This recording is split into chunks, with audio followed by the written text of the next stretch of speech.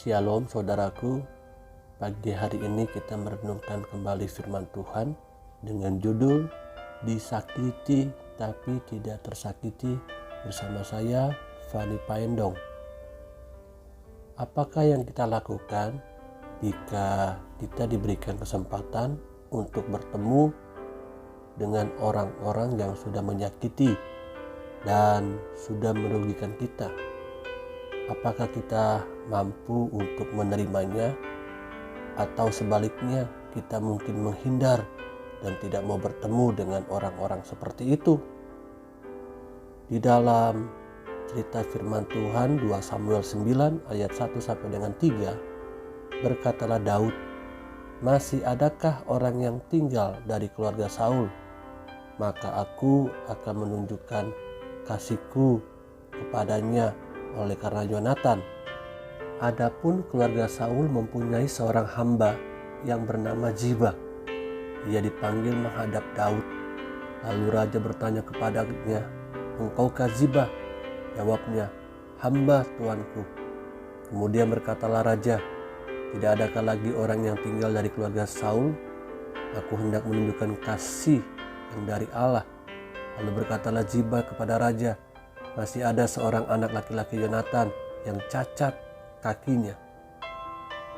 Daud mengingat kembali kebaikan Yonatan. Daud tahu betapa baiknya Yonatan kepadanya, sehingga Daud sulit untuk bisa melupakan semua apa yang sudah Yonatan berikan kepada dirinya. 1 Samuel 18 ayat 1, ketika Daud habis berbicara dengan Saul, berpadulah jiwa Yonatan dengan jiwa Daud, dan Yonatan mengasihi dia seperti jiwanya sendiri. Daud mendapatkan kasih daripada Yonatan, dan kasihnya itu cukup buat dirinya. Markus 12 ayat 31, "Dan hukum yang kedua ialah kasihilah sesamamu manusia seperti dirimu sendiri. Tidak ada hukum lain yang lebih utama daripada kedua hukum ini." Saudaraku yang Tuhan kasihi, kita mengasihi seperti kita mengasihi diri kita sendiri. Kasih seperti inilah yang Yesus sudah berikan buat hidupku dan hidupmu. Daud membalas perjanjian Yonatan kepada keturunannya. Daud adalah pribadi yang sangat peduli dan menghargai setiap kebaikan orang. Karenanya Daud mencari keturunan Yonatan yang masih hidup. Di dalam 1 Samuel 18 ayat yang ketiga, di situ dituliskan Yonatan mengikat perjanjian dengan Daud karena ia mengasihi dia seperti dirinya sendiri. Yonatan sudah berjanji terhadap Daud, dan Daud menghargai perjanjian daripada Yonatan.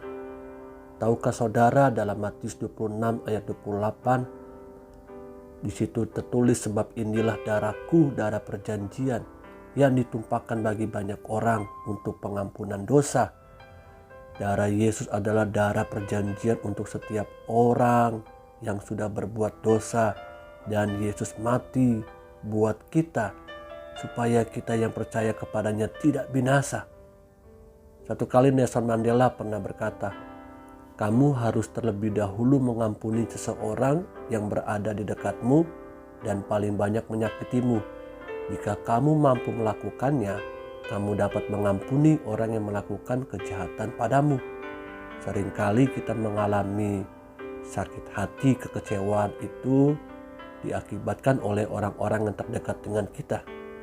Namun ketika kita mampu untuk melepaskan pengampunan bagi orang-orang yang sudah menyakiti kita, yaitu orang-orang terdekat dengan kita, maka kita mampu dengan kekuatan Roh Kudus mengampuni orang-orang di luar sana yang sudah berbuat jahat terhadap kita.